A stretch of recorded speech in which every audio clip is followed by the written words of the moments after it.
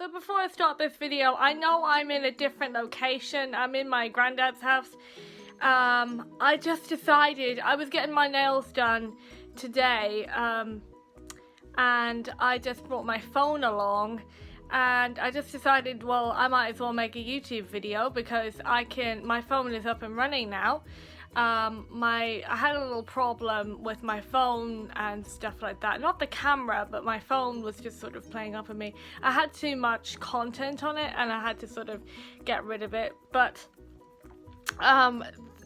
basically, for this video, I'm going to talk about coming off dialysis, when you come off dialysis, and the things that you're not allowed to eat. So stay tuned if you want to know more. So if you haven't seen my life-saving treatment video, basically showing you around dialysis, what it's actually like, talking to you about dialysis, I'll link that down below. However, I haven't actually spoken to you about what it's actually like when you come off dialysis. So you will feel a bit dizzy from time to time coming off dialysis. It will feel like when you're a little bit drunk almost, which isn't very nice feeling to have. It's not very nice, but you get used to it. Funny. As time goes on, however, the feeling will become less and less and less overwhelming than it would be, let's say, when you did it for 4 months. So basically, let's say 4 months down the line on dialysis, you're still getting used to it. Whereas, let's say the routine is basically 4 months down the line on dialysis, you're going on dialysis, you're getting off dialysis, and you're going straight home and staying in bed for about 2 hours to recover, and then you get up. Whereas, let's say 8 months down the line, your body has gotten used to the whole fact of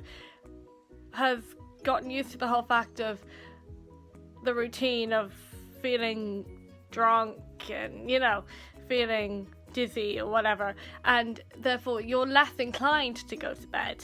But yes, it is recommended that you do go to bed and rest, but you don't have to go for as long as you would have done when you were doing it 4 months down the line, if you know what I mean. People who are getting off dialysis are inclined to get headaches, therefore tablets have to be taken, obviously, and as time wears on, these headaches become less severe. Therefore, people who get off dialysis get more comfortable as time wears on. You've heard about getting off dialysis, but now let me talk you through the food and drinks that you're not allowed to consume while on dialysis. Okay, so the first food that you're not allowed to consume while on dialysis as a dialysis patient is potatoes.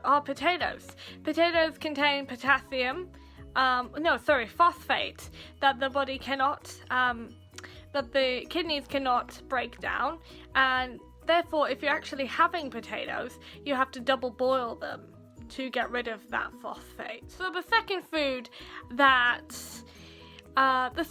group that basically dialysis deprives you of is having dairy products. So let's say, do you know the way that a person has 3 dairy products a day, we'll say, just, they have cheese, they have a yogurt, and maybe they have milk. Now, milk in tea doesn't count. Milk, just drinking it counts, single, just normally, that counts. But whereas a dialysis patient can't take in all the phosphate and break it down. So therefore, you have to decide between one. So let's say you had a yogurt. You can't have cheese, you can't have milk. You are also not allowed sweets, chocolate, crisps, basically all of your childhood favorites. Sorry kids. Again, basically for the same reason you're not allowed to have these foods. But as I said, in moderation. When they say you're not allowed to have this, this and this, they actually give you lists of you're not allowed to have such and such, you're not allowed to have this, you're not allowed to have that.